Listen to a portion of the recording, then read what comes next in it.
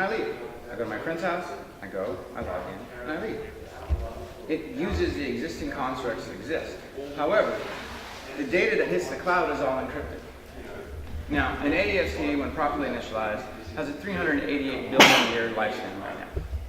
So you have to go through a process of properly initializing your AES keys, because if you just use like 0, for example, as your initialization vector, what ends up happening is A always has the same value, and B always has the same value. Pretty soon, it's pretty easy for me to figure out what you're talking about, because instead of it being A, it's just 9, right? So then I write another computer program. Can you put on the headset? Oh, yeah, you want me to wear because then I'm getting better sound. This one? I think so. I have to put it on. Can you hear that? Switch is on. I don't do it through often. Hello? Can you hear that? Can you hear that? No. No? Is it single out speakers or 2 cameras? Yeah, which one should I? Går signal till kameran eller? Nej. Högtalarna? Gå till högtalaren lägger. Okay. Low. Sometimes I turn off the amplifier or something. I don't know. Mute.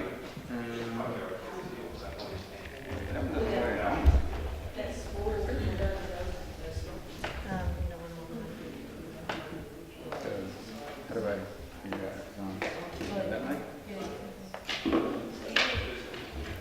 So, good. There you go. How's that? Can you hear me? Yeah. All right. So anyway, basically the model we came up with is it puts encrypted data in the cloud, which is what should be data that can't be really taken apart unless you improperly program it or give away your AES key. So in the realm of keys, you have the idea of symmetric and asymmetric keys. So you have this thing called an RAS key, which is really cool, but it can only encrypt up to like 400 bytes of data.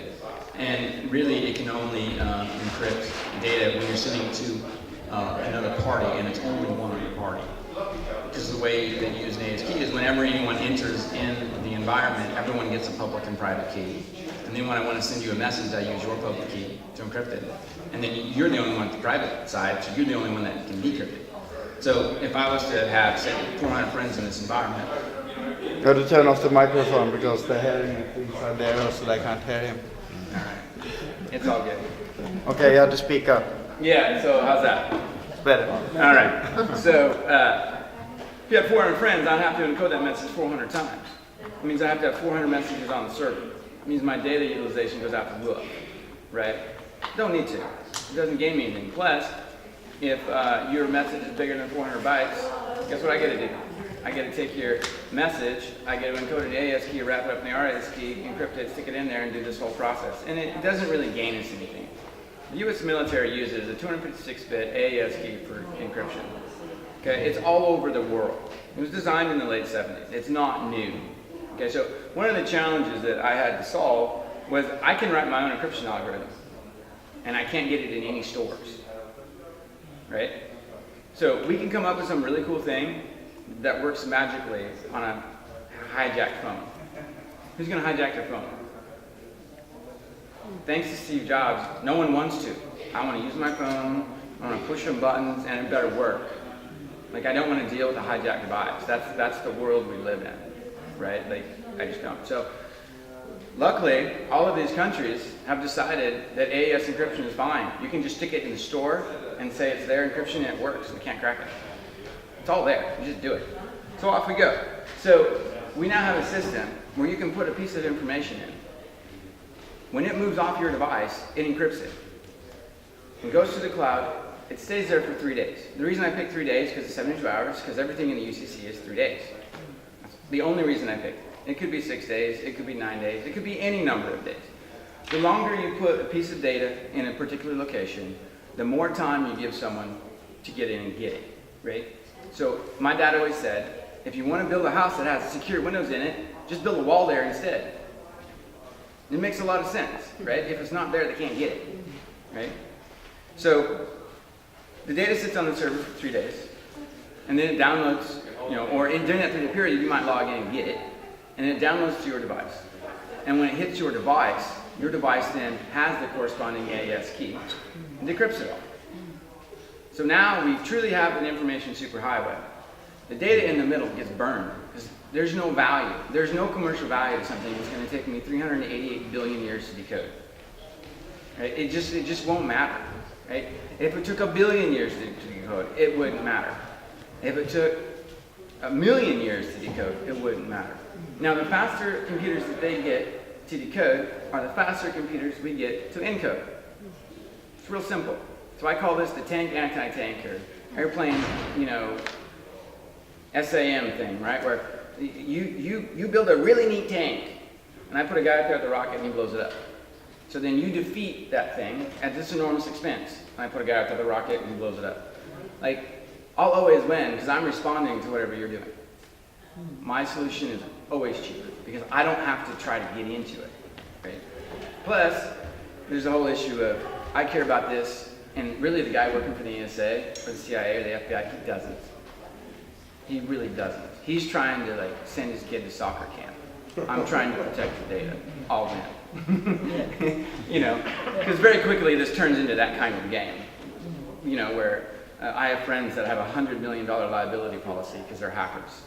And they hack casinos in Vegas and stuff. And they're really good. And they can't get in here. So anyway, so that's essentially how it works. So you take a piece of data, you encrypt it, you put it in the cloud can't see anything, the cloud truly transmits it, and you decrypt it over here. Essentially what we've done is create a private internet that runs on nodes.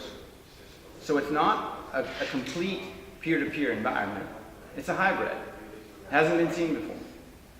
Someone told me the other day, you invented something new. I said, oh.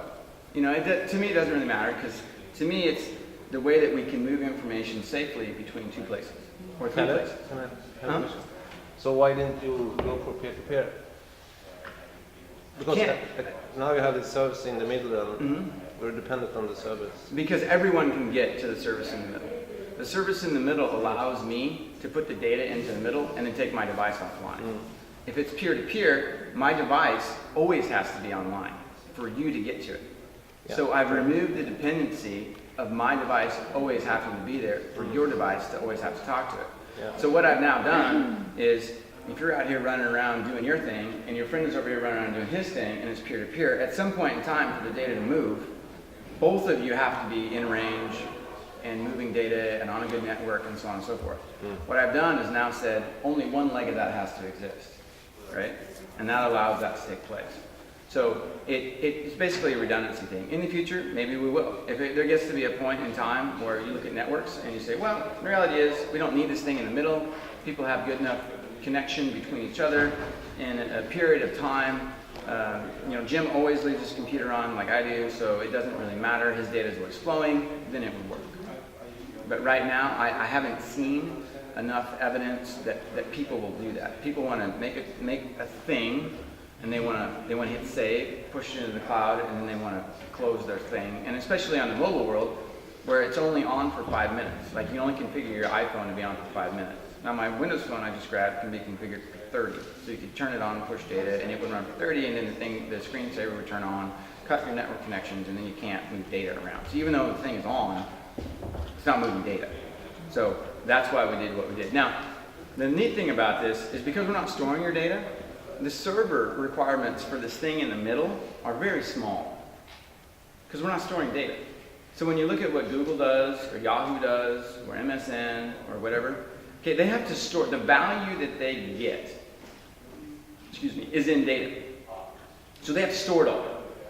So Google has a record of everything anyone's ever done in their environment, right? So now they have to go build a giant server warehouse in place, stick all that data there, back it up somewhere else, if they're doing it right, and I'm sure they are, and then cool it and power it and power the servers and power the hard drives and replace the hard drives and monitor the hard drive.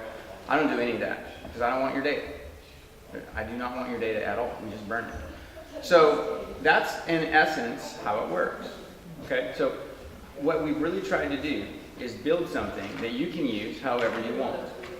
right? So there's social networking aspect into it. I have plans to drop peer-to-peer voice over IP, because I'm not doing bouncing it to the server, and I got to pay for all the bandwidth, and then you got to deal with, well, it's got to get to the server, so it has to get the hop from here to the server, and then the server back to you, and now it's not really as clear as it should be, stuff like that. So that will be peer-to-peer, and then you will have a document library in there. So you can go in there, and you can say, well, I want to put this PDF in there, or eventually I want to put this Excel document, or I want to put this Word document. You stick it in there, and then you can bounce it around, and eventually, in the not-too-distant future, you'll be able to collaborate with it. So you'll be able to lock the file, make the changes you want to make, unlock it, and the people that are shared with will now see that document, and they can make the appropriate changes or not make them because it's locked, if it stays inside the Project 13 environment. Same thing for a delete, right? You can put a picture up there and then decide you don't want someone to see it. 6 months later, hit delete, do global delete. It writes a delete message from here into the cloud, and into the cloud, the delete messages never go away. So anyone that logs into the cloud goes, oh, that's a delete message. It needs to die, and that thing goes away. And so you own your data. Because all of this started with something I call the VEX protocol, which stands for Virtual Extension of Self. And when I started writing this, that's what I wrote, was this thing. It's in the old bits. You can see it in the naming convention. But Virtual Extension of Self is based loosely off of Isaac Asimov. I don't know if you've read I, Robot or not. I like science fiction, so you know, the 3 rules of robotics. So I came up with the 3 rules, and one was my data belongs to me. And it sounds very simple, but not a lot of software really respects you. It just sort of does it. It does its thing, and if it's beneficial to you, it's great. And then when we get left over, whatever's over here, we take that piece of data and we go off and do something else with it. I don't really like that model. So my data belongs to me. It's a representation of myself. So the Native Americans would say, you know, back in the day, 1800s or whatever, cameras came out in what, 1860 something, they wouldn't let people take pictures of them because a picture was a representation of their energy. And they're like, no, you don't get that. And we've sort of forgotten that. And I want you to be able to say, it's a picture of me, and now it disappears. And it should disappear. The software should be a virtual extension of your existence. There's nothing wrong with you, there's nothing stupid about you or slow about you that you need a piece of software to make better. What you need, and what's really nice, is when a piece of software extends you, right? It extends your existence. Now I have this way, with my developers, I call it solving the problem of time and space. Shouldn't matter where you're at, shouldn't matter what time it is. You should be able to work on something or do something with a piece of data. Okay, so now we have the idea of we've solved time and space in an encrypted fashion in a way that no one else can see what you're dealing with. And so we have all of this stuff, and I'm about ready to release a desktop version. Because initially when I created all this, my buddies were tired of being advertised to on Facebook. And they had iPhones, and I had a Windows phone. So guess what we wrote? A Windows phone and an iPhone product. And people said, that's really fantastic, and it's really cute. I use a desktop. I thought, oh. You know, it's a lot bigger than going wakeboarding or going snowboarding or, you know, being social. It's, this is what I'm working on, this is what I'm doing, and how do I exchange information with somebody, and I don't want these people to know what I'm doing, and all of this. And it's not about doing things that are illegal or whatever. Whatever you choose to do with is your business. I hope that you don't choose to do those things. I don't think in this group we'd have that issue. I'm sorry, unlawful. I don't know why it's illegal. I don't care about that. Yeah. But I would hope that people would leverage it into whatever they want to leverage it into, and make a thing out of it. And so my goal is that people will come on and say, this is really great, Caleb, what I need is X. And we just go off and create it. Hey Caleb, this is really great. What I really need is this over here. And we just go off and create it. And I've already started to see that happen with people inside my, I have like a testing group, and other people that consume the product and say, this is fantastic, what I need is X. I really need to be able to do this. Like Heather needed some stuff done so she could send documents around. And apparently, I've now created a solution that removes the need for some piece of banking software. Because now they can move data in an encrypted fashion. Couldn't do that before without this really expensive piece of data, of software, and now we've done it. We've also, and I'm waiting for someone to take this on, created the world's largest hard drive in an encrypted fashion that allows for... May I have a question? Sure.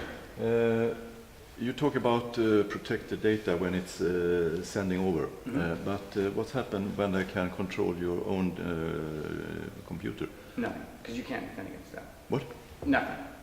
Like- It's very difficult to defend against. Yeah, but if you receive an encrypted one, you have to decrypt it to see Right. it in your computer, and then other can go into your computer. Right, so if someone puts like a keylogger on your computer, or they put like a screen scraper, or they put something like a camera over your shoulder, and they can look at your screen, I can't defend against that from where I sit.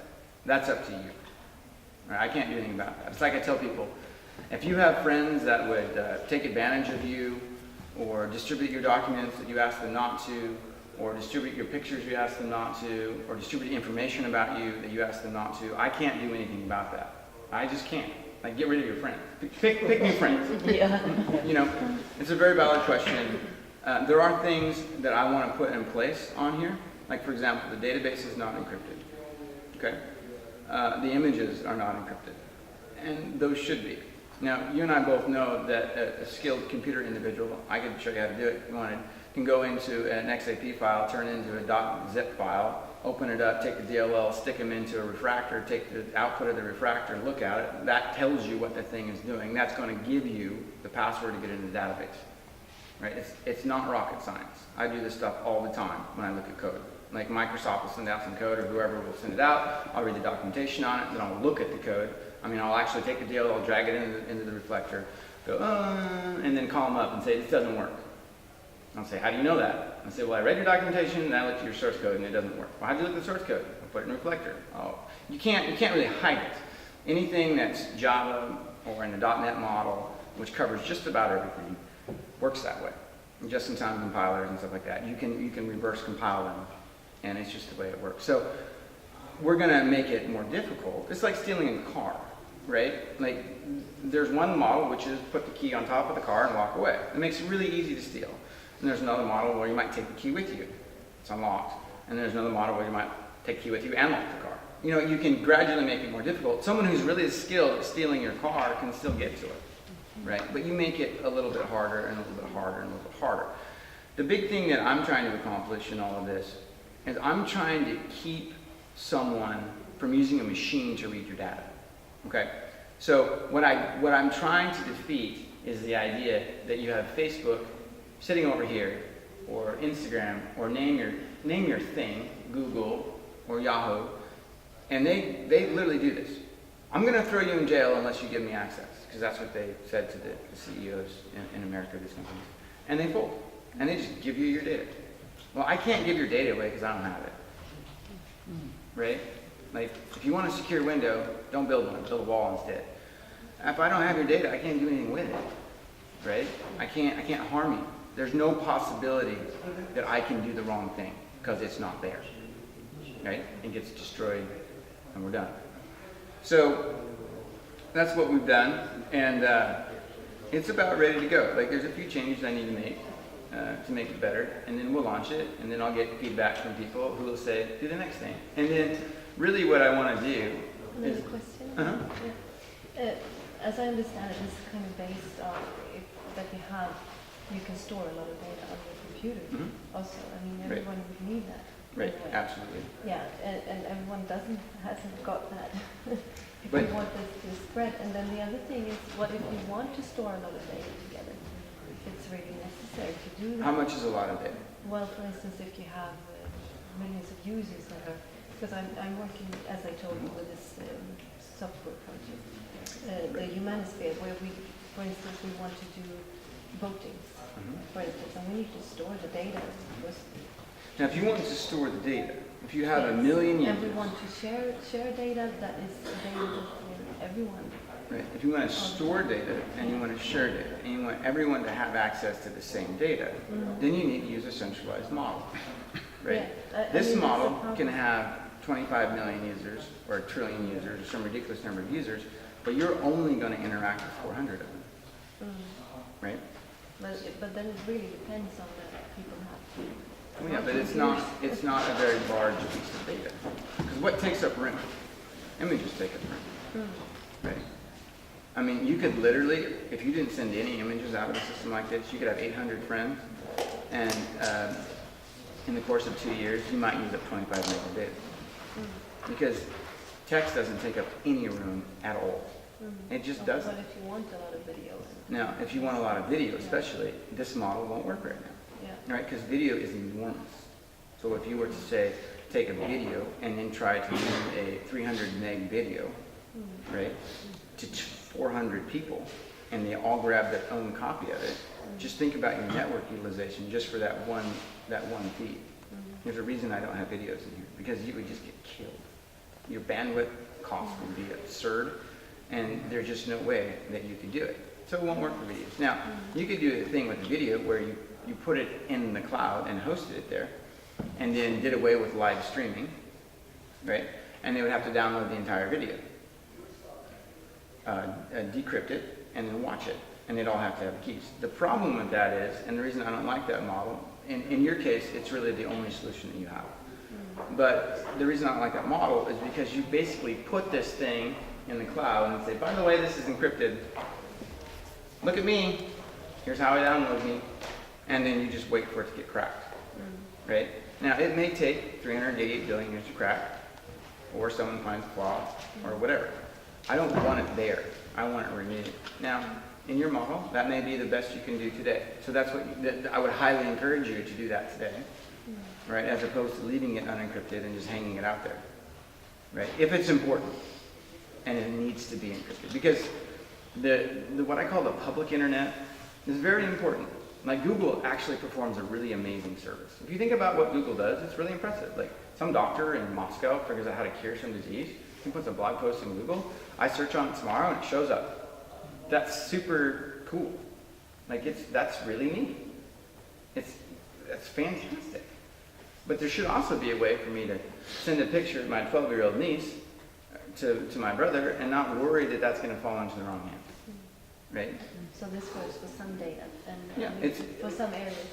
yeah. So for the areas like So the thing Facebook is not to clone, keep it for there, Skype, it gets burnt away. Right? yes, it gets That's dispersed. true. So it's a hybrid peer-to-peer model, right?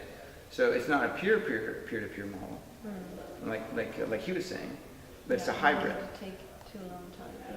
Right, so if you had a video, like, and video is a good point, because it's very large. Like, even if you highly compress a video, it's still very large, especially if it's like 20 minutes long, right? I don't know how you could move that in a cost-effective way, because right now you just throw it on But YouTube. one other thing that we've been thinking about, if you have servers that are, then you need to be in a country that it doesn't have these laws that they have to leave out the data in the servers. Right. If they say it, like Switzerland or something. And you just have really large servers in a place like that. That kind of is a hub for those streams. I would highly recommend that instead of dealing with a country, you deal with an indigenous people. Right? Because a country is just a corporation that sits. It depends. There are some countries that. But it's kind always of a corporation. bit better. Right? They're a bit better, but they're still a Yeah. corporation. So, like in the United States, for example, all of the corporations that do internet connectivity moved cables across a Native American or Native population's land. And the trade was that they would get to access to the land if the Native populations got free access to the data. So go there, there's a large data farm on top of that piece of dirt, and get free internet connectivity, right? And now you have, remember you have man, and the corporation always sits below man. So now instead of your idea sitting below the corporation, your idea sits above the corporation with man. But Right. at the same time, which country is that in? I mean, I've heard Indigenous that- peoples are everywhere, Yeah, but right? They're in Morocco, I'm not they're sure in that North it's America. really secure enough legally. Are you sure about that? Yes, because what is legal? What is legal? Legal is what man says is, and then you have that which is lawful. Which Yeah, is I'm not universal. really. Yeah, I so don't know, but- so it depends on what game you want to play. Because I won't play in the legal arena. That's why I said earlier, I said legal, and then I corrected myself and said lawful. Because there's a huge difference. Because legal is what we get together and decide is right today. And then tomorrow we get together and decide it's wrong. That's legal. Lawful has always been. Okay? So when I put something out, it falls into the lawful category. So like right now what I'm doing is the service for this set in Portland, Oregon. And the NSA told me to leave America. So I left. Because I wasn't going to let them have a back door. And so now I'm going to go work with indigenous people, right? Probably one on each continent, and that's where the servers will go. And they will go inside the land of the indigenous people. Okay? Now, if the corporation invades the indigenous people, let's call it an act of war. Okay, we haven't seen an act of war in history for a very long time. We've seen contracts that people sign that don't know what they're doing. Okay, they sign themselves into slavery. Here you go. Here's the sheet of paper. Oh, Mr. Johnson, you signed this. Oh, okay. So don't do that. Just don't sign any paperwork. Go find indigenous people and say, I have a fantastic idea for you. And they'll go, really? What is it? And tell them. But you have to change your thinking. You have to be willing to not deal in the existing paradigms that you think you understand today. Or you do. I mean, it's a balance there. I think you have to kind of be aware. There is never a balance there. They are Aware. Enslaving and corrupting Yes, and of violating. course, it's- There is no balance there. No, not like that. There's you Just getting to raped. To be aware of those things and not let them ruin you, of course. But Right. To Well, be aware of it. The way that I look at all those things is that what I have, and I'm assuming that you can say the same thing for you have, what you have will be needed by or used by everyone. Okay? So if it will be needed or used by everyone will need or want it. Right? So you can put it wherever you want, and they'll come to you. And the internet is a fantastic resource for this, because it's just an IP address. You hang it out there, and you force that country, you force China to block that IP address, or range of IP addresses. Let them do it. Let them deal with their angry populations for doing it. Right? Because that's what I'm going to do. I'm going to say, this is how it works. There's a video. Look at it. It's fantastic. If you don't like it, if your country doesn't like it, and you block the IP addresses, whose problem is it? Is it my problem, or is it their problem? It's not my problem. It's their problem. Right? Because what they want to do is they want to show up at my door, pound on it, scare me, throw me in jail, and make me put a back door in it. And then the populations never hear about it. Right? They never hear about it and become angry. Right? I'm like, oh, I'm afraid. And let me tell you, when you have an organization like the NSA that tells you to leave, it's scary. What happened? They really told you to Yeah. leave. You know, I grew up around this stuff. Like my dad knew people that. And you lived there in America? before? Yeah, and I left. I said, I don't want to be there. I said, you know, we can talk about UCC and this and that and all day long. And we can. And their guns are bigger than mine. So you're going to go to jail. Yeah, that's the thing. It's kind of, you have to be aware of it still. Right? Like Because there's I a don't want beautiful things- abstraction of all this stuff. And ultimately, it's not ran by, the system isn't ran by computers, it's ran by people. And so I just go to Jim, hey Jim, you know, I see it from your bank balances, because the NSA collects those too, that you're a little tight this month. Maybe I give you $20,000 and you throw this down. That's how it works. You go to jail. I mean, I just got news yesterday that a friend of mine went to jail for 4 years. I mean, it's stupid, and he should have never gone. And it's not his fault, you know. So the way that I look at these things is when they say leave, leave. But also we have something. Oh, go We ahead. have huge advantage because we live in such a small country, so it's easier to enforce our claims. Actually, it's easy to be heard.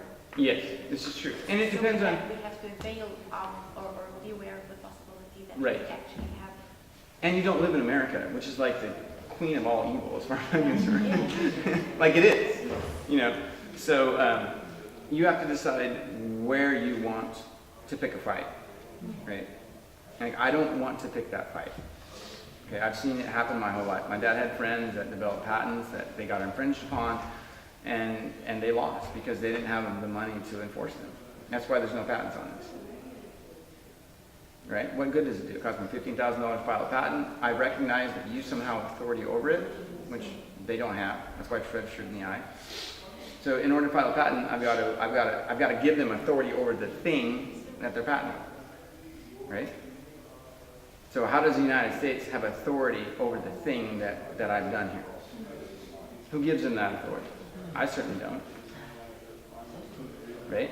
Like I'm not going to, you know. And so let's think about the exchange. I'm going to give this to you, because that's what you do. And you're going to protect me for 25 years.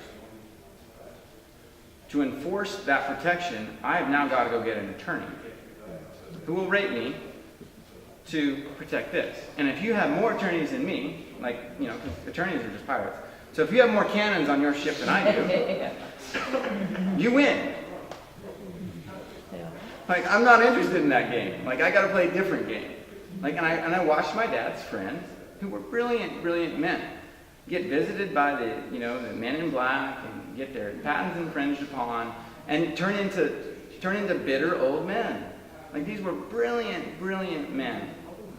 And they came up with fascinating, I mean, the cable modem, the DSL modem, right? So we had broadband hit in 96 or 97? Sometime around in then? I'm not sure, right around that time. My dad's friend invented that in the late 70s. And they just waited for the patents to expire. Like, this isn't new. Like, and if he'd have just put it out and gone on about his life, you know, it'd have been frustrating because he should have been paid and he should have made a bunch of money, but at least we'd have had broadband in the 80s, you know, but he didn't. He tried to hold on to it, and then he flew down to Arizona with his one attorney to talk to the big telco, and they took him into a huge building and said, hey, this is one floor of our 5 floors of attorneys. Do you still want to have that meeting? He said no. And he left. But that's what happened to him, right? So, in regards to what you're saying, you raise valid points. Before you do any work, figure out where this is going to go. It's really important. Because otherwise you're going to do, what happens in the States, people do a huge body of work. Then the NSA shows up. You give us a back door, or we're going to shut you down. We're going to classify the whole thing. Well, guess what people do? They give them back doors. They don't leave. They give them back doors. That's why you should never buy a piece of encryption software from anywhere besides, I think, Russia and Germany. Because if you buy an off-the-shelf component that's not spun by you, programmed by you, there's a high degree of probability it has a back door in it. Right? Because as secure as AES keys are, and all of this stuff, and RAS, all someone has to do is say, oh, that's the key you're using to encode the data. I'm going to send that key over here. You've encoded the data. I have the key to decode your data, and it doesn't matter. It's just a charade. Right? But then, I mean, it's the same thing for people going into this network. They need to trust you, actually. They actually do. That's to why not leave that. I mean, there's two things here that make this product, that give it a vulnerability. One is right now we don't have RAS keys moving the friend request back and forth. And we'll fix that in 2 or 3 months. And the second thing is that at any point in time, I could write something on the client, right? On this device, on the phones, that looks at your key, scrapes it, and sends it to my server. And you wouldn't know the difference unless you put it inside something like Fiddler and looked at the data that was flowing out, or you did what I just recommended. You know, take the XIII, turn it into a .zip, pull it apart, and look at it, because then you'd see it, right? But you're right, people always have to trust. This is why the Kremlin just started using typewriters again. They did. They said, this is how we're going to deal with this. We're going to go back 50 years and use typewriters, right? Because they don't trust anyone. So now they put it in typewriters. So it goes back to the model of the car we talked about. They've made it a little bit harder. So now if you want to steal data from the Kremlin, you have to go to the filing cabinet, pull a file out, put a fake in there, or whatever. I mean, I don't know. I don't do this stuff. So you have to, you know, go copy it, stick it back in. It's harder. You can't just log in to a server that not very many people understand and take it, right? Like, you have to physically go to the server and grab it. But these are questions that you have to answer, right? Because these are real. Because you can do this huge body of work, enormous. Spend 3 years on it, get investors, take all your own money, whatever it is, and what they will do, I assure you, is they will leverage your either fear or comfortability or lack of mobility, and try to get a back door. And then you have to, yeah, and then you have to decide, like, well, you know, I don't think so, or, you know, because I won't be in the same spot as my servers, ever. Like, when I moved my servers, someone else did it, you know, like, I won't do it, because it's not safe. So you have to figure out, like, what you want to do. That's what I mean with the balance there. It's like, you don't want to get a jail, but You know, you can't That's be why I love afraid either. It's No, like, that's why you can't leave. live by the rules. You have to leave. You have to say, that's your mess. That's the thing that you've created. Have a good time with it. I'm going over here. Right? This is my new society that I'm creating. I'm not interested in fixing this. You guys have a nice broken thing. I mean, it's not broken. It's beautiful. You guys have a nice, beautiful thing that benefits you.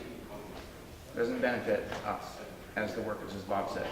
Benefits you. And that's super fantastic. I'm super happy for you. I mean, I actually had people tell me, why don't you just take a bribe from the NSA? You don't have to work anymore. You don't have to work anymore. You stay where you're at, you know, and you're done. And the guy said, they'll just print some more money anyway. It doesn't cost them anything. Right? Because this money's in there. I can't go exchange it for gold, so it's fake. So they just control the printing press. They'll just print for some amount of money and give it to you. And now you can leave, they can leave, and we're all good. And I said, no, this is not about that. This is about being able to exchange information the way that we should. I love your ideas and stuff like that, but like history, all the hippies became yuppies and Right. when you're 60 years old, oh, no, something. Right. No. I understand what you're saying. You're burning, but for us to follow up and be part of it, just Project 13, that's it. We get the information. Yeah, all you do is download it and use the app when it's done. And it should be that easy. Because that's why I said I follow Steve Jobs. Like I don't really like Apple, but I really like Steve Jobs. And you should just be able to click it, click some buttons, and then use it. Okay. And that's what I tell everyone that's involved in this movement. Ultimately, the thing that we have to create, whether it's this, free energy, or legal, or lawful, or whatever it is, it has to work. Like I'm not really interested in sitting here and being here in 30 years, like people that say, I've been working on a marketing plan for my zero energy device for the past 35 years. And I say, does it work? Well, I've been working on a marketing plan. I said, you didn't answer my question. You know what I mean? Like, it's 35 years? What is wrong with you? My dad said he had 3 years, and after that, you know, give it up. Go find something else to do.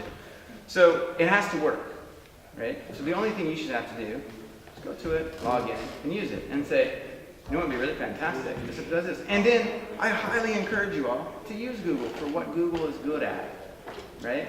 Use Facebook for what Facebook is good at. Like if Mark Zuckerberg and I hung out, like other than the fact he took money from the CIA and did some other things, we'd probably be good friends. I mean, I don't like to dislike people, right? So I'm going to give him the benefit of the doubt. He's created a neat piece of software, or stole it, or whatever he did. Somehow he's in control of it. It's kind of cool. A little question on the side. If you go into somebody's home, you get a fine, go to jail. That's the same thing happening in the computer world. People take all information, it takes our time, because we gotta relate to all those things, we gotta get away. Wouldn't it be actually possible to do the opposite way? Say, it's not illegal for you to read my information or find out where I'm doing, where I'm going. So you go the opposite way. Like NSA does it, the commercial does it. It takes all their time to relate to. Say that a bit again. Okay. Today, a lot of my time goes to take away the spam, take away the commercials. Oh, you're trying to filter it all out. Yes. Yeah. Yes. And when it's probably illegal for people to read my information unless it's some government. Right. Wouldn't be a way to change that around so it would be not lawfully to do that? I hear what you're saying. So basically what you're suggesting is make it illegal for them to send it to you in the first place, so you don't have to take all the time and get rid of it. Yeah. Yeah, I mean, listen, if you can do that, it's fantastic. No, I can't do it. But I'm not going to even try because they have more attorneys than me, right? You see what I'm saying? See what this boils down to? Is that they'll take their 100 attorneys who just show up. Like my sister is an attorney, isn't that interesting? And Okay, I got it. you see what I'm saying? And what she wants is she goes to law school and gets her law degree. And then what she wants is to get out of law school, go get a job for 40 or 50, because the average attorney in America makes 40,000 a year, which is really, I thought was really low. So let's say 50,000 a year, and she just wants to get through law school and buy a new car. That's what she wants. Okay? She has lost her ability to determine any kind of concept of right and wrong.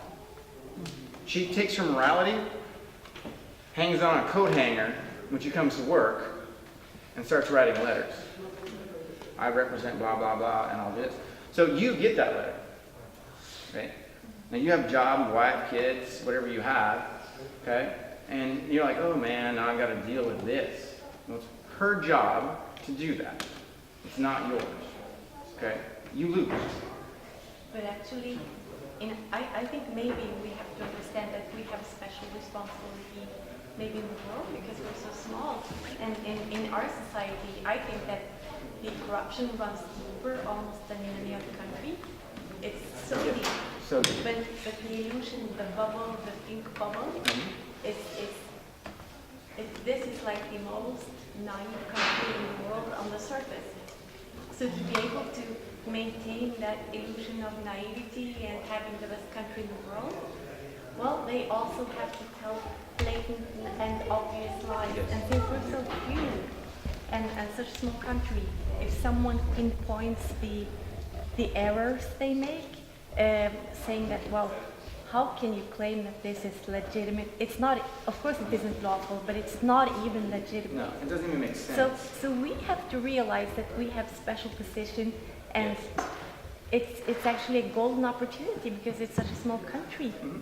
So we can tear down the tyranny so much easier than you can. Really what you have to decide is where you want to put your energy and where you're at in the process with them. Okay? Because when they show up with a bunch of guns, you've got a problem. No, but actually what we are doing, and I'll ask everybody afterwards, maybe if they can give us their support. We have kind of like a people's court. Perfect. Yeah, so we're taking it to the national level or to the top level, asking the government and everybody, how can you support your claims towards us, saying that we have a government based on the will of the people and the constitution when we have not? And that's a very weak point.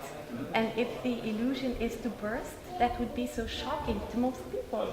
So to be able to maintain the mafia methods that they have, they need the illusion to work. So we have to tear the illusion down. Yeah, I mean, And we have to realize that we are the ones.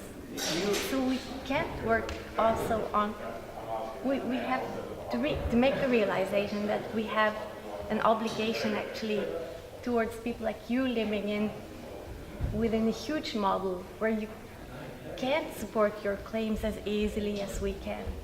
it really boils down to what you want to put your energy into. That's how I see all of this. Yeah. Anything. Where do you want to put your energy? And if that's where you want to put your energy, I laud you. I think that's fantastic. You know, go have that experience. It will be incredibly enriching for you. It will also be incredibly enriching for people on the other end. Them. Okay?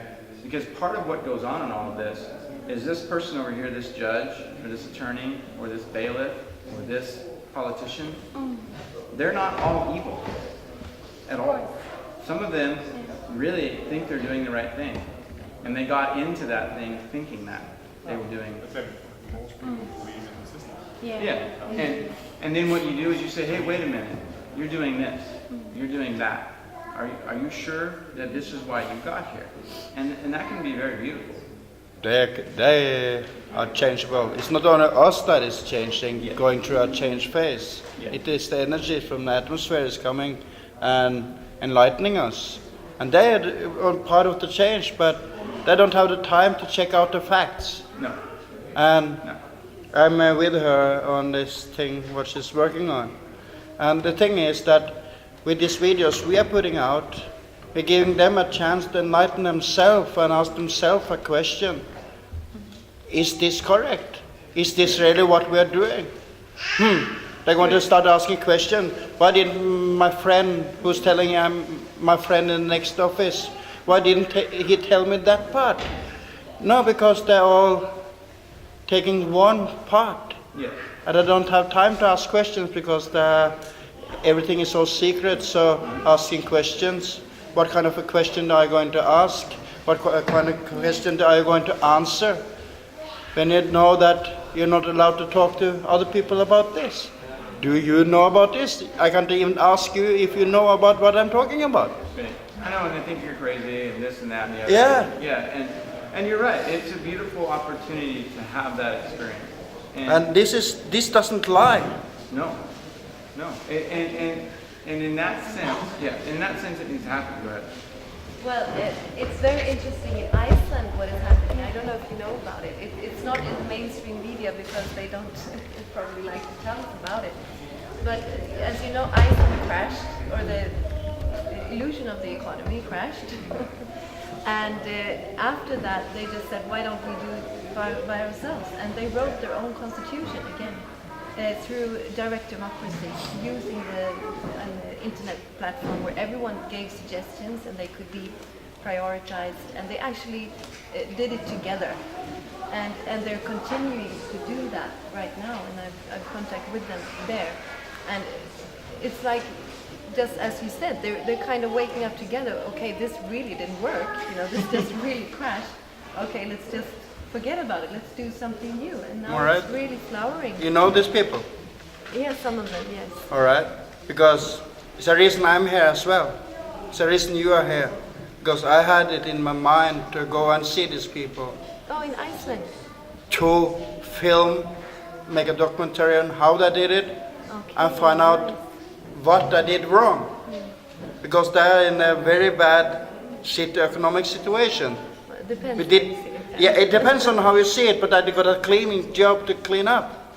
They have come one step further than us.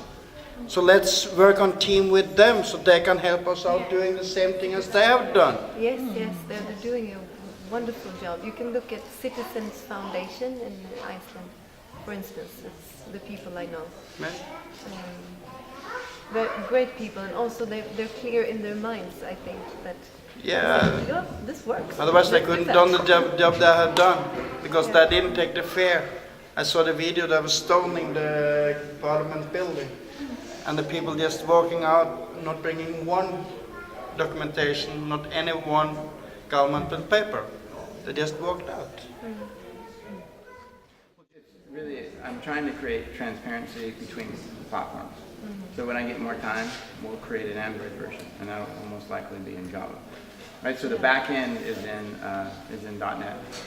Okay, so I bought the basically back-end server that you just pump data in and it pumps data out. So it has an old published SDK that comes with it, so you can just go into a form editor, create a thing, put it on there. The reason that I use that is because it's the cheapest, fastest way to do that kind of work.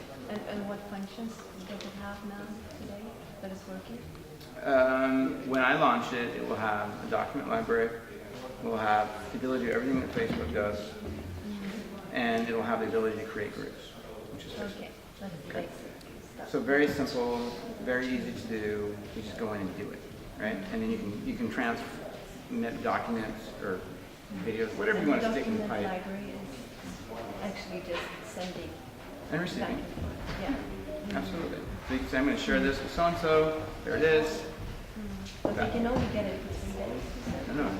Out of the cloud for 3 days. They can hold it on their system as long as they want until you delete it. I don't really get that Okay. part.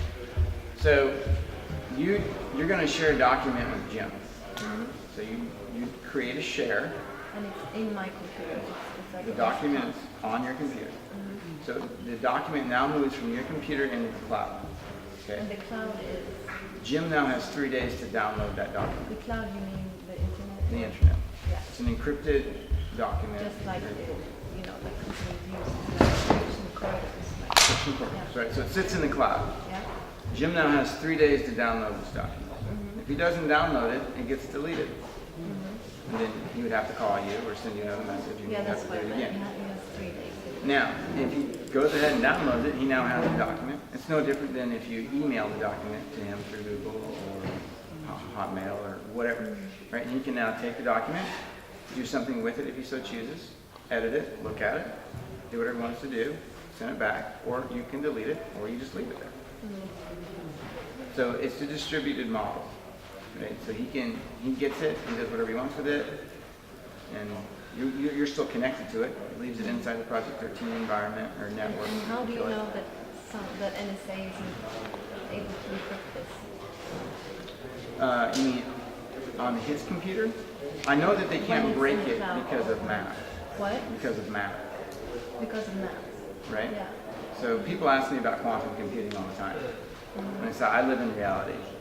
I have never seen a quantum computer. I've never talked to a physicist. I don't even know what that is. Quantum computer is just a way of computing that's really fast. Right now we use, basically ones and zeros, and it's limited by the speed of light.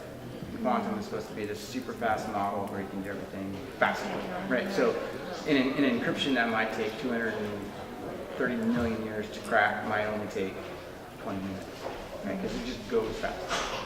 And my response to that is great. As soon as I can buy one, I'll go buy one. No problem Have you solved. seen it work? No. No. I've never seen it work. I've never talked to anybody. Only an idea. It's only an idea. Yeah, okay. So, Yeah. it's a fantastic idea, but it's the tank anti-tank. As soon as you get it, so do I, and away I go. So, I'm not real concerned about that. They can't, some point in time here we have to believe in I that. guess that's why they threw you out. Otherwise, Right, that's why Otherwise they wouldn't. the guy talked to me was like, just, right, otherwise why would they care, right? So, Do you change that encryption all the time? I don't have the Canadian encryption, you do. What? I have the encryption. I don't. Okay. I can't see your encryption. Okay, so I tell people, don't forget your password, don't forget your encryption. Because your password gets you access to the system. Okay? Your encryption key, your AES key, gives you the ability to encode and decode data. So if you have the ability to get on the system, so what? It's like going to a store and not having money to spend. But then also, if you want to have completely open content for everyone to see, then you have to share it. How do you do Well, that? this model, This is kind of, you have to direct it. this model doesn't take that into account, right? Because if you log into Facebook, you don't see everything. You see what you're sharing. If you go to Skype, you don't see everything. You see what rooms you're in, or whatever you want to call them. That's what this model is trying to create, okay? It's very difficult to create a model where everyone can see it and it's encrypted. Yeah, that's Because what's the point? You see what I'm saying? Like, the if point 3 is that million everyone people, can see it. right, if 3 million people need to see it, Yeah. don't encrypt it in the first place. Because it's public information. So you only encrypt something. You should really, that's why I say that Facebook serves a very legitimate purpose. Google serves a very legitimate purpose. Right? It's like a hammer.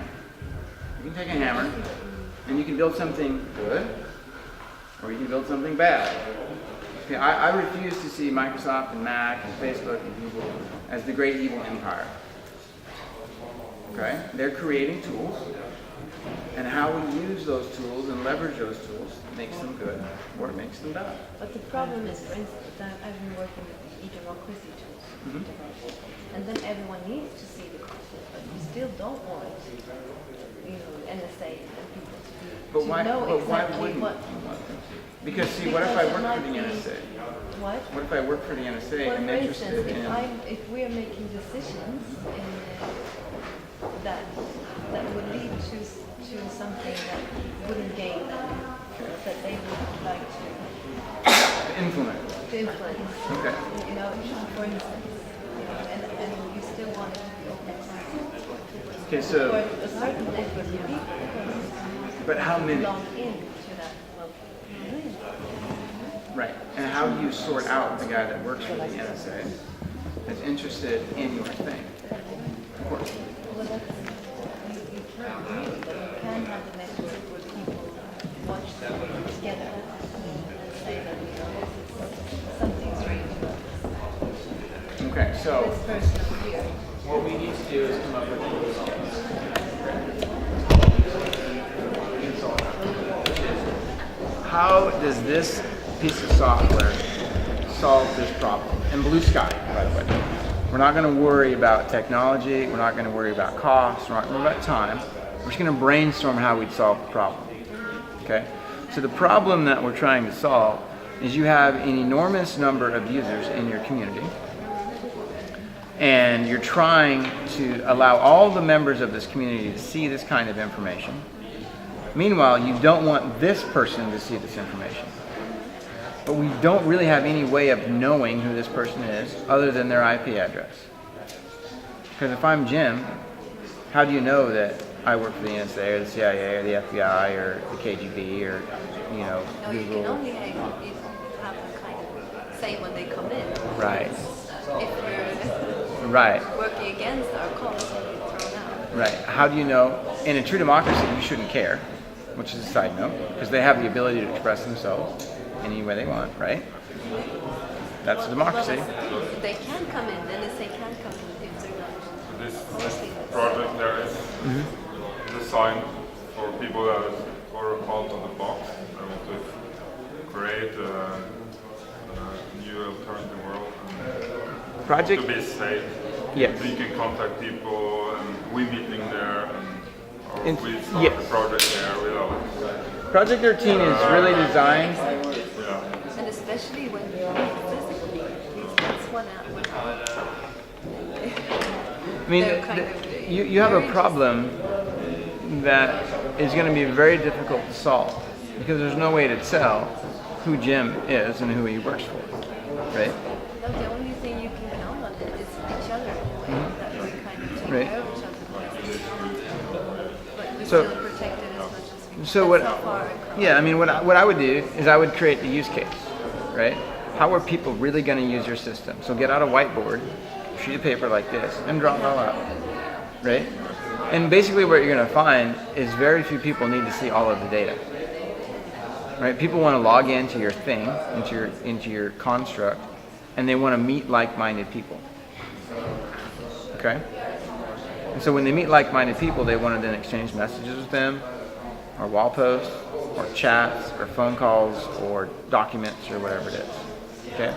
Most likely, they don't want to exchange a document with 300 million people. And if they did, there's wonderful tools that already exist for that kind of sharing, right? Like Scribe, Google, right? Scribe DNA. Those are wonderful tools that already exist. So don't try to recreate that wheel. You're not, in my opinion, you're not gaining anything. Like you can, but why? But I'm with you that some things are open. Yeah, It should be you just- open. But one thing that I thought about is, or that we've been thinking about, is to kind of that you have kind of rooms that you go into, and then you exchange that kind of information, and then you go out again. But now what you've done is you've moved the problem back one level. How do you control who goes into the rooms? Well, you have to check it, yourself. So I would That then, you trust that person. exactly. So one of the things that I did in Project 13 is you cannot search the existing user base, right? I can't go, oh, I know Jill, or this girl looks kind of cute, I'll friend request her.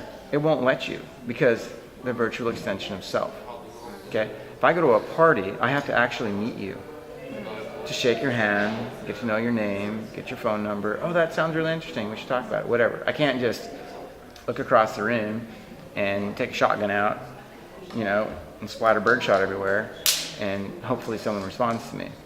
Okay?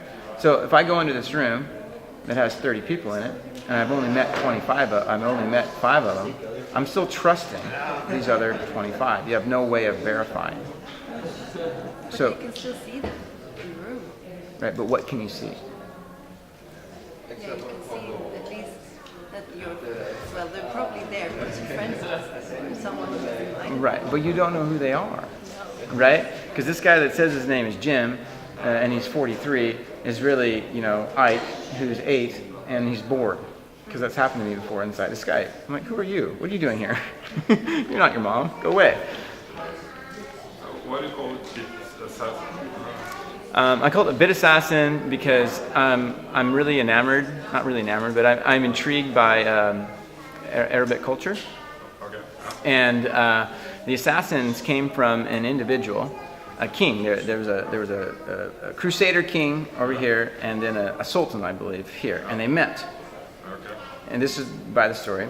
And the sultan said to the king, He made a gesture, and this man throws himself off of this cliff. And he says to the king, he says, I got 100,000 more men that will do that if I ask him to. And the king packed up all of his stuff and turned around and left. Because, you know, you don't want to fight a man who will do that, Yeah. right? Because you'll lose, Yeah. So right? So the idea of the assassin was this thing that we're creating a developer who only cares about this problem, Yeah. and we're solving this problem. Well, Extreme that's focus. In the NSA and all this other cloud, you know, Yeah. all the systems. Yeah, so the idea of the bit, meaning software, and assassin, meaning this incredible dedication to solving this problem and being aware of it. That's where that comes from. So So what about login and stuff? Everybody can log in. basically there is you can just create an account or a user. I have a 2-month trial, right, that eventually I'll hook up to a credit card processing or some sort of value processing thing that I'm working with various vendors, and then Heather with iValue and stuff. Yeah. And then essentially what I want to do is you'll just pay to use it. And paying makes a very interesting thing occur because there is a legal protection when you pay for it. Suddenly it's not garbage you put out on your curb. You paid for it. So in their system it's protected. Then it's protected by all the technology. So we're adding lots of layers of protection. And then I wanted to put in the idea of, and this will just take like a week's worth of programming, it won't take much. The idea that in every country, or every geographic location, if you will, is a better way to put it, you have the idea of value. So in the United States you have dollar, and in Germany you have Deutsch, and in Russia you have ruble, and in Great Britain you have pound or whatever. And it would cost 1 labor unit, Yeah. right? So So, like so in- exchange bank or system. right, so in Morocco it would cost 1 dirham. Yeah. It doesn't matter that 1 dirham is worth, 12 cents or whatever it is. It's 1 dirham, it's 1 energy unit. And by doing that you level out the whole system. But, are you still thinking about just like create a bank through this, like to access the value? Maybe it's a less. If we are past that to actually exchange. If someone wants to Get the approach me, project, and say, here's how I view things. If someone wants to approach me and say, here's how you do it, and we'll honor it, we'll being the collective us, Yeah. I would love to write that piece of code. I'll stay up all night again for another 3 months and bang it out. It won't take long. Okay? If they don't want to, then I'm not going to go figure it out. Because the way that I look at society is that I want to build my society. Yeah. I'm not trying to fix their broken, it's not broken, their beautiful society. I'm trying to create encrypted communications, and when that is done, I'm going to go build a free energy device. Yeah. Unless you do it first, right? And I'll buy one from you, or exchange with you to get one, right? Yeah. And the way I look at things is there was a survey that was published about a year ago that I read that said that 75% of the labor force could disappear, and we would still all enjoy the things that we have today. We would still drive the same cars, take the same airplane rides, wear the same clothes, go skiing on the same mountains. Whatever it is you do today, you continue to do. So if you're saying that only 25% of the population today has value in a commercial sense, in a sense of creating the things that you consume, and then we say that we can create 0-point energy for the cost of the labor to build the thing, right, the tower or the device, basically you could work right now, once you had those things completed. Basically right now you can get rid of that 75% and work a quarter of what you do. Okay, so that knocks you down from a 40-hour work week to 10. And then if you drop the price of energy, you would drop the price of clothing, you would drop the price of food, you would drop the price of transportation, you would drop the price of everything. Exactly. Right? You would basically collapse the economy. I'm with you on that. It's great.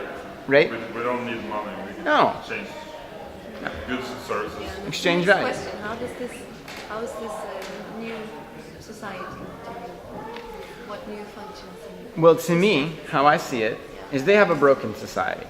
And for a long time, not broken. They have a beautiful society to them. Beautiful, broke, you know, Yeah. with all From my shapes and- perspective, it's What I broken. see now is you're doing something that exists, but it's encrypted. If you see what I mean. Now, when I say honorable men do business deals or do deals, they do 2 things.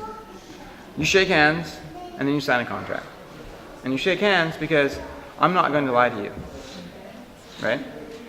sign a contract, so if I get hit by a bus tomorrow, my heirs don't take advantage of you, right?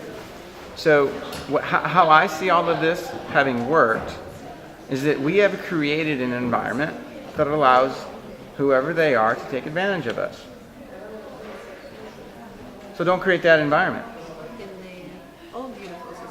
Or Yeah, right? So they can take advantage of you. So just don't create the environment. Like I run a software company. People say, what do you do about this? I look at them and say, I've never had that problem. And they say, how have you never had that problem? I say, I never let the circumstances that would allow that problem to come forth to ever exist. Ever. And then you never have that problem. Right? So if you always encrypt the data that you want to send, you will never have a problem, right, of it being unencrypted, ever. It's like if your car's always locked, someone can't steal it, ever, right? They have to jerry-rig it and jimmy the battery, and that might, whatever. I'm not very good at stealing cars. So, because technology changed.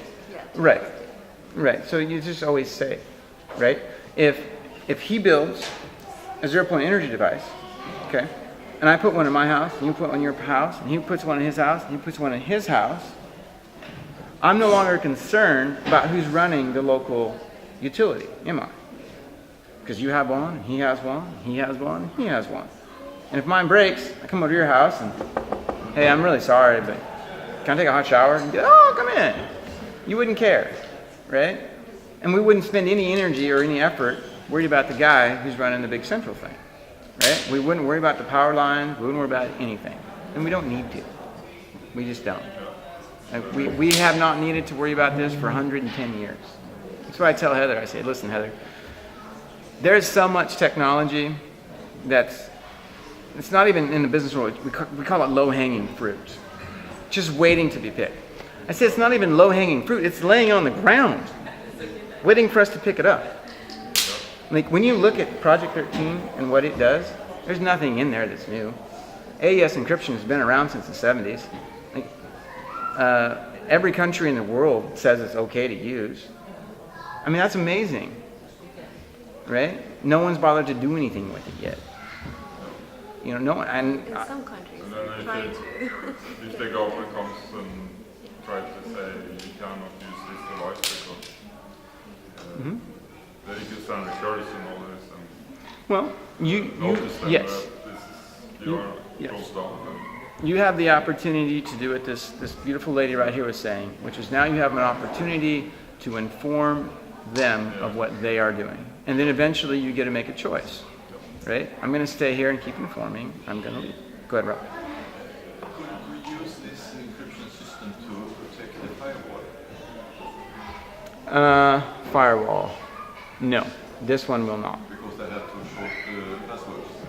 Well, to do that, you would just need to, that's really something that your firewall administrator needs to take care of, right? I mean, you could go into the software that runs on the firewall, and you could make it enforce longer passwords, like a 16, character password with proper upper and case and numbers and so on and so forth.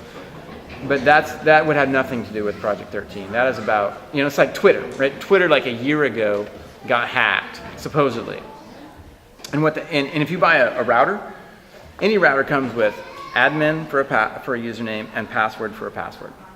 They all come that way. From the manufacturer, they come that way. Twitter never bothered to change those settings.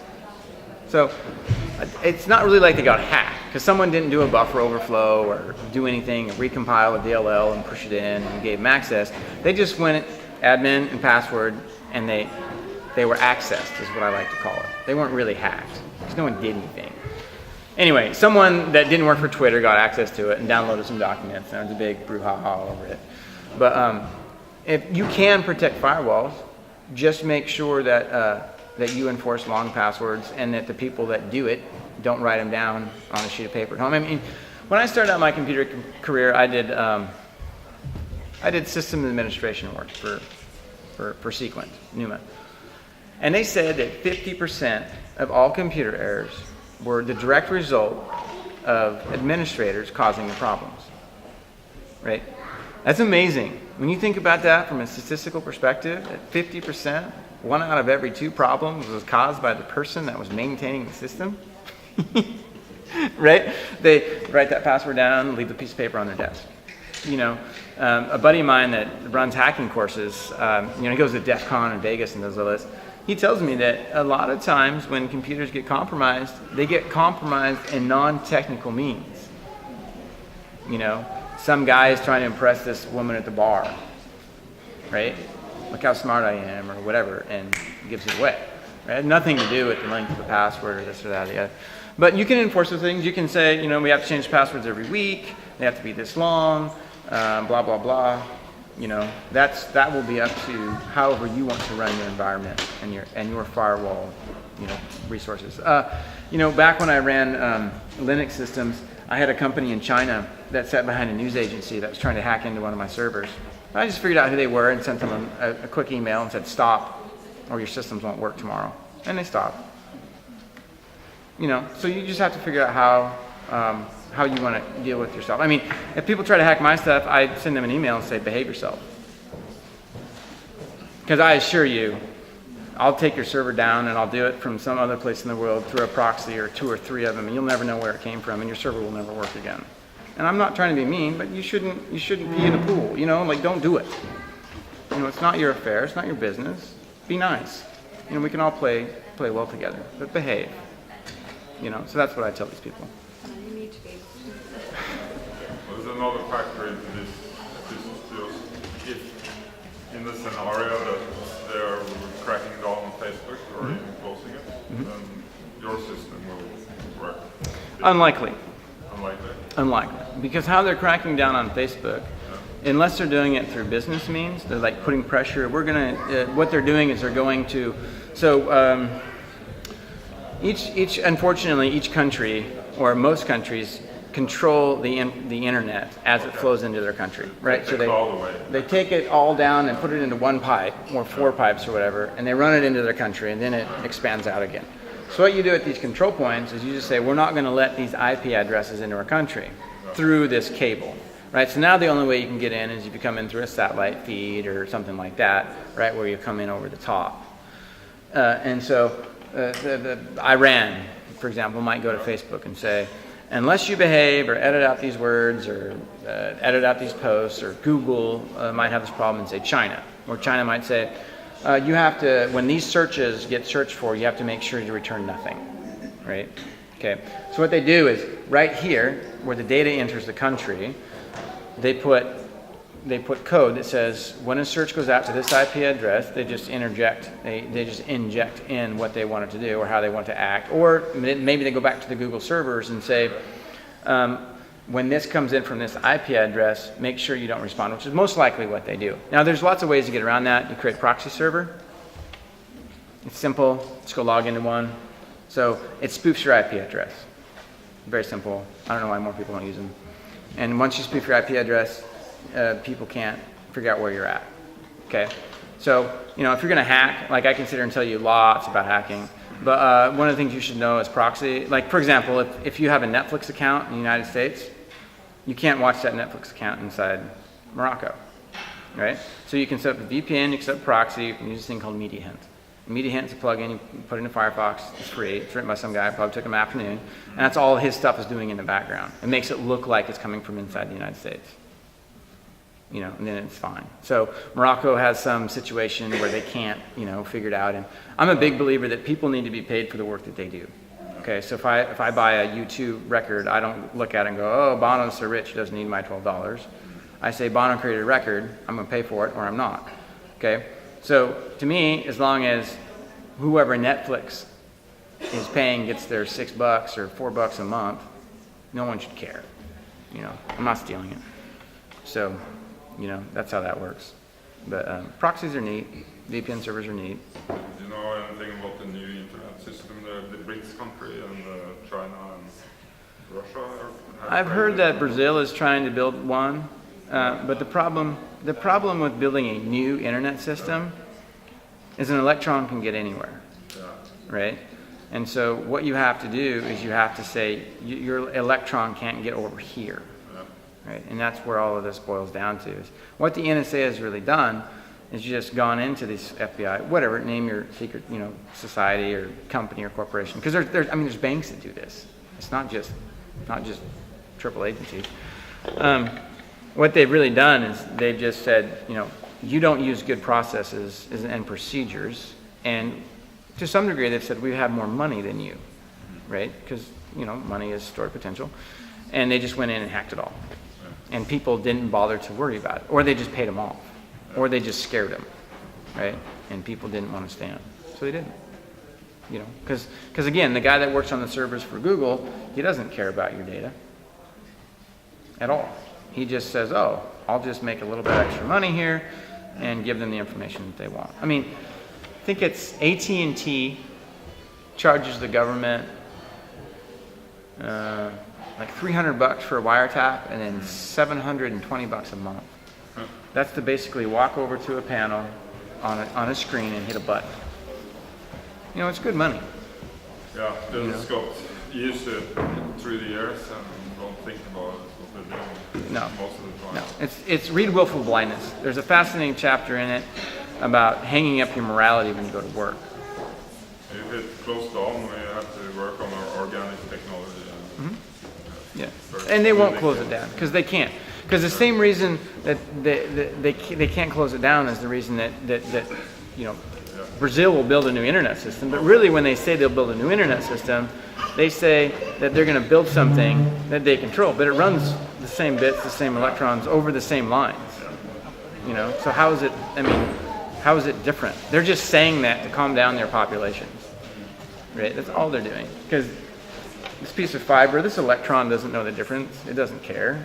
It runs into my computer and turns a pixel on the screen green. It doesn't care. It'll just run. So I'm not real concerned about that because eventually what will happen, like I want to set up a low Earth orbit. You can launch satellites out of China right now for like $600,000 a piece, about the size of a basketball. I think you need 22 of them in geosynchronous orbit to cover the entire Earth. Just do that. Make them shoot them down. Make it real obvious, because eventually people will just say, "I've had enough of this nonsense. I don't want to be here anymore."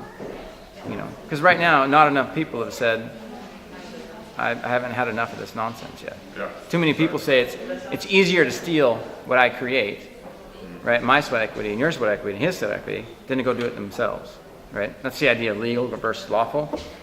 Yeah. Today I get to keep this and tomorrow I don't. Really? Why? I can give it to you, but you don't get to take it from me. Yeah. But I have a new sheet of paper right here with words on it. You have to have a fair exchange. Yeah. But who defines fair? Yeah, Right? that's an interesting question. Who defines fair? That's why I said, I can never take that which is yours. You can give it to me. That's interesting when you have make an exchange system. I have this work. How much is that worth? And Right. so on. So you don't worry about it. That's why you just say, I'm willing to give you this to do that. Yeah. Do you agree? Yes. Perfect. Now you don't have this body that sits on top of it. Because as soon as you have a body that sits on top of it, well, now I got to pay those people, and now those people are suddenly influenced. And now it's like, oh, well, why don't you say that this thing is worth less or more? Because I got a big project going on where I need this thing, so I'm going to go and bribe you, and pretty soon we're back where we started. That was an interesting comment by Brian yesterday, and that they're curious what's happening when they want people, but it's very difficult for them to really know what's going on because we're not registered. We don't have like an accountant, and you don't like. And you don't need one. And accountants are wonderful. Looking like this. You're going to send a form. You're going to ask permission from them to do something, essentially, because that's what all this is, right? You're going to ask for something. Ask for a sheet of paper, ask for a license, because a license is permission to do that which is otherwise illegal, and then they can keep track of everything. And now you say, well, I don't need this. Who are you?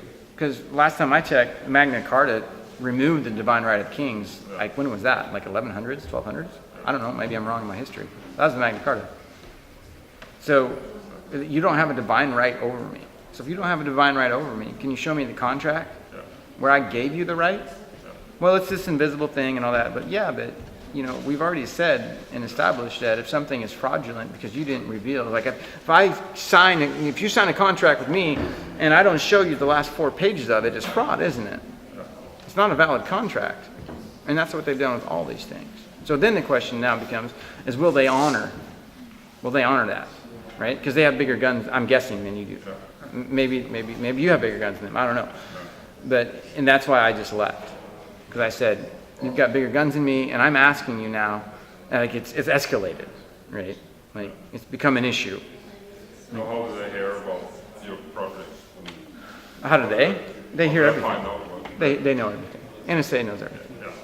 Yeah. They literally, like if you follow, they track all the phone conversations, all the emails, all the financial stuff. It's all in a computer system someplace being decoded by analysts. They're about 2 weeks behind right now. It's showed up in Norway also is a big contributor. Mm-hmm. What, like one of the 6 eyes in Europe Yep. Oh, yeah. came out in the paper. Mm-hmm. It's all there.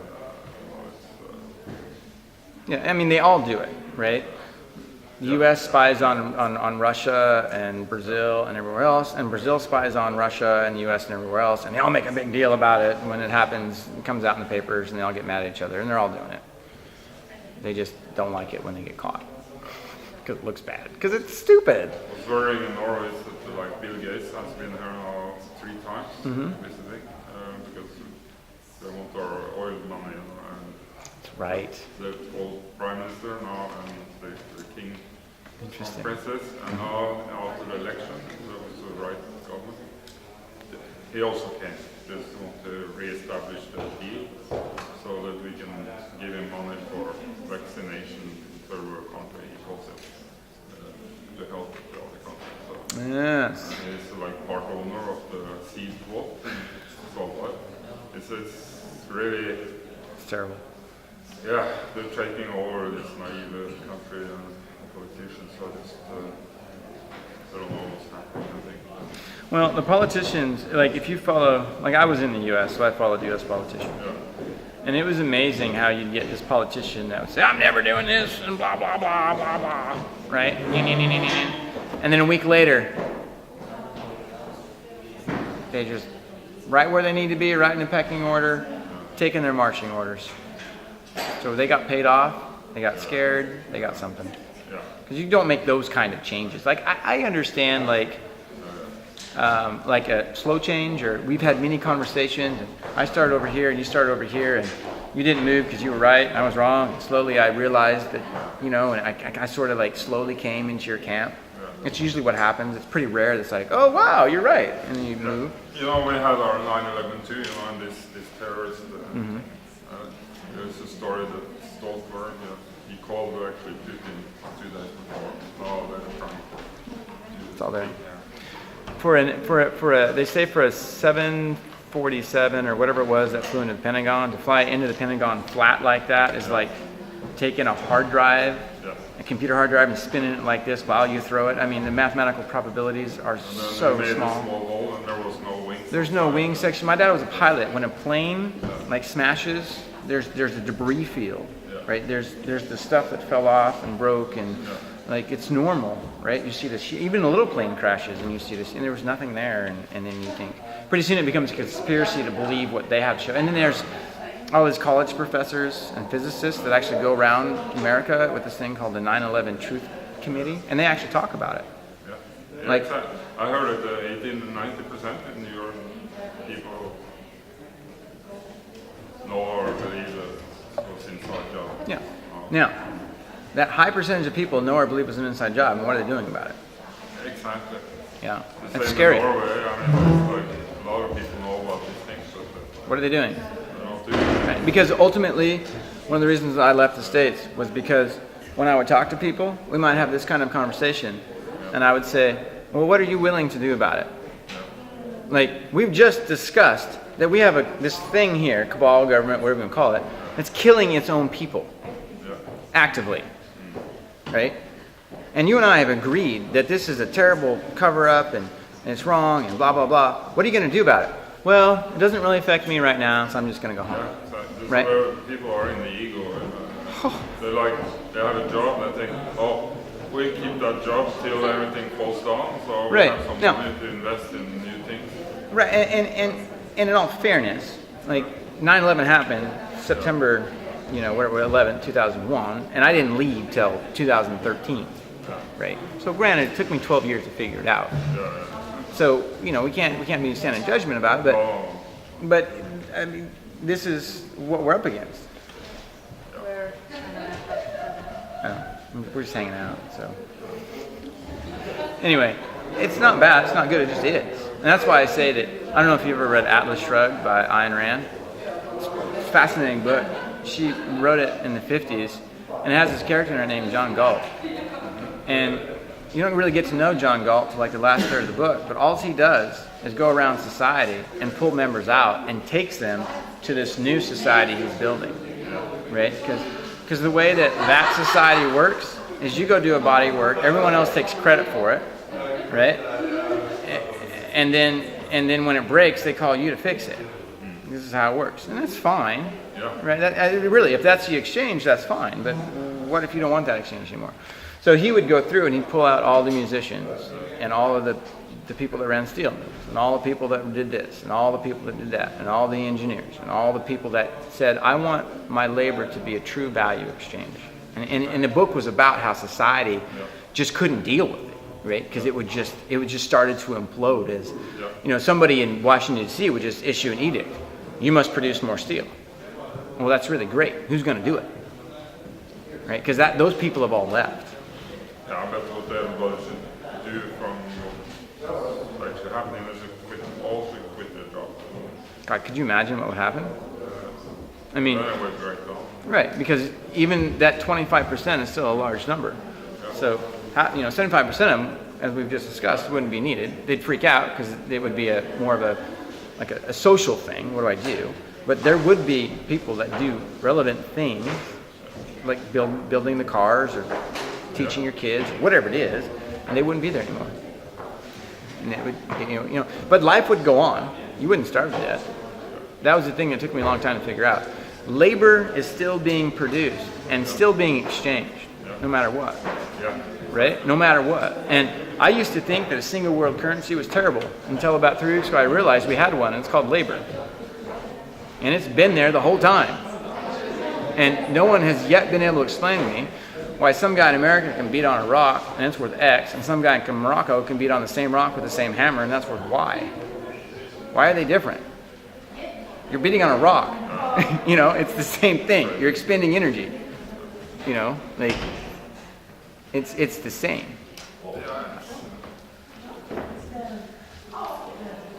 So this is my contribution. We just had to wrap up. So this is what I will do, and then when I'm done doing this, I'll go do something else. Very interesting. I'm not a computer expert, so it's not to learn. Yeah, no. And what I want is people who just want to use something. Yeah. Right? And then as they use it, they come to me and say, well, I need it to do this. And then we write that into it. And now I need it to do the next thing. And we write that into it. Right? Just like one day, I want to go to somebody that builds zero-point energy devices and say, well, it's really great that I put this in my house. That's super fantastic. Now I want to put one in my car. Right? And now it's great to have one in my car. I want to put one in my, I don't have a kid, but my niece's or nephew's little battery-powered thing or whatever. You just make it better. I actually have a friend. From Germany. He's made a build from 50 people making free energy device. They have a network. He is also finished with the matrix. They're trying to introduce it, and some people came in with occult ceremonies. Oh, really? They were able to save it out, and they were trying to poison him. Garden. Wow. Arsenic. And he had the pills he's really awake. But I haven't had contact with him for half a year. He worked with us here before. And he says they're giving it away for free. He says, 150 technologies. And I'm sure there's more. And he wants to give it away to communities with a spiritual integrity. You really would say, to work with these things, you get really have to be connected. For a lot of these things to work, you have to be spiritual Interesting. connection. I'll try to get hold of him. You have to tell me. I don't know. Yeah.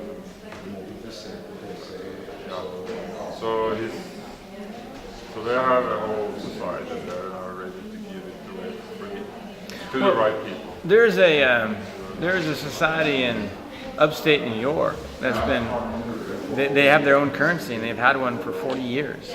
Like these things do exist, right? And they have this. But they do it in secret because they don't tell.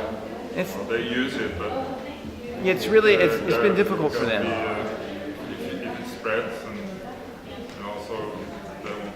But now I think maybe the whale is cracking and they don't have control. Well, you never know.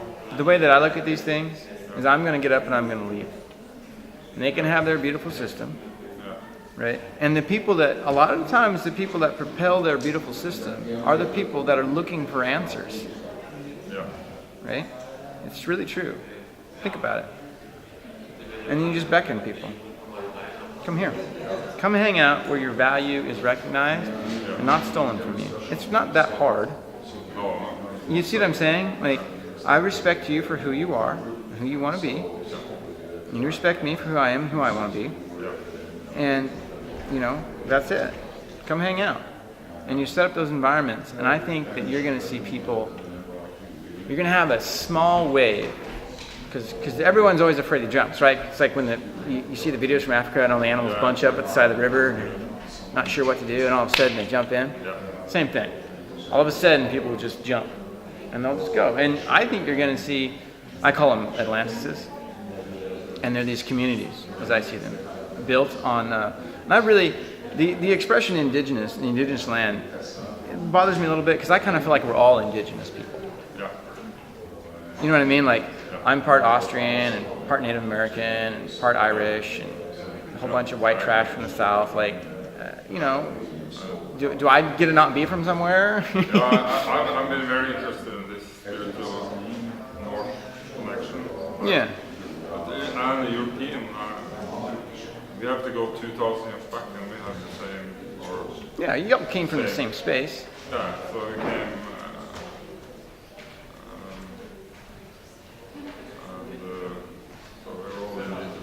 We're all indigenous. This is Condor meets the eagle, where you have the indigenous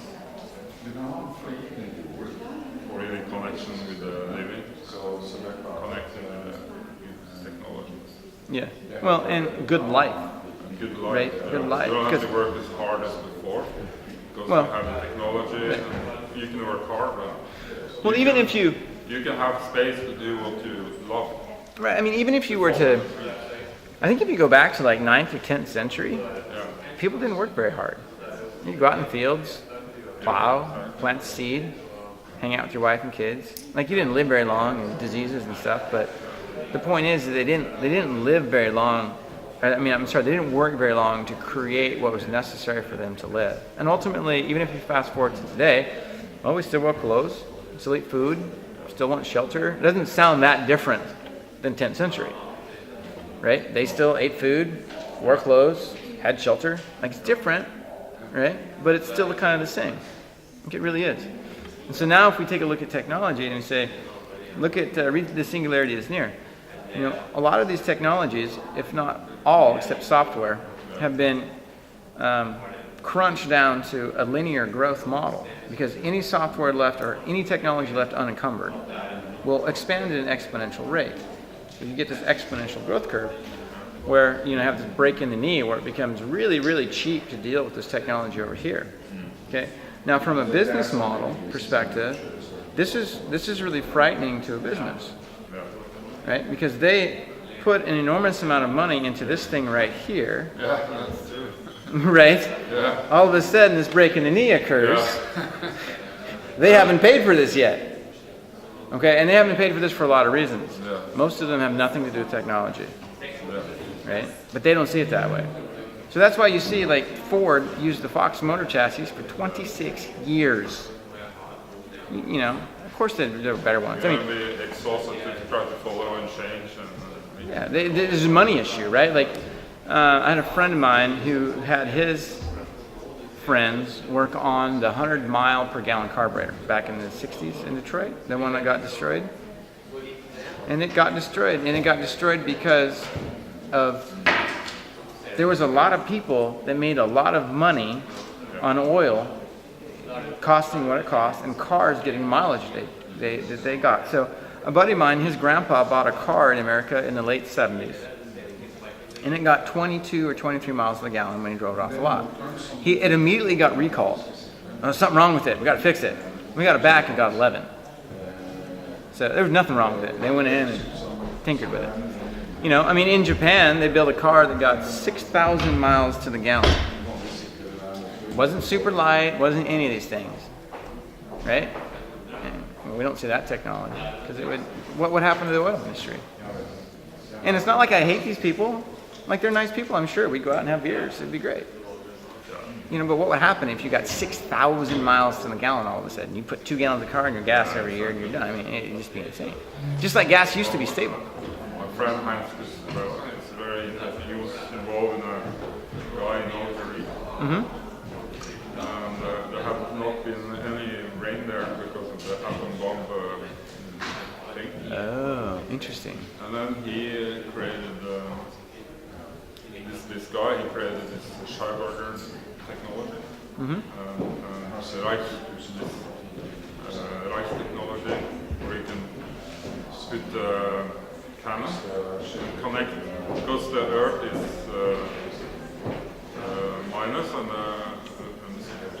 or Earth is minus and the atmosphere is plus. The problem is that the Schumann frequency from the Earth and the atmosphere needs to connect, and then you get the light energy. And so this device, it connects the sky and the Earth. Oh, really? There has been no rain there, and then you have the Schauberger cake. You have to clean up. You have to clean the water. From the blast. Yeah, because it becomes sort of radioactive. Yeah, kills everything. And I saw the video when they shot the cannon, and it was lightning everywhere. And then it started raining, pouring down, and then You're kidding. after 5 years, 10 years, the water level increased 30-40 meters. Now they're exporting corn. You're kidding. From this area to Europe. With one cannon, he did 50 square kilometer in the Auxiliary desert. You're kidding. And you could change a lot with this, but and his theory is that in order it's a chaos. So you have to create this new society in the chaos because nobody has control. I agree. Yeah, don't let anyone have control. So you're trying to create a community where you're bridging the wound between Africa and Europe. Yeah. I'd like to bridge that too. Yeah, this trying,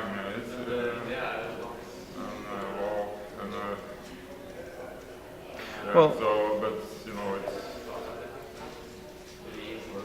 it's dangerous, you know.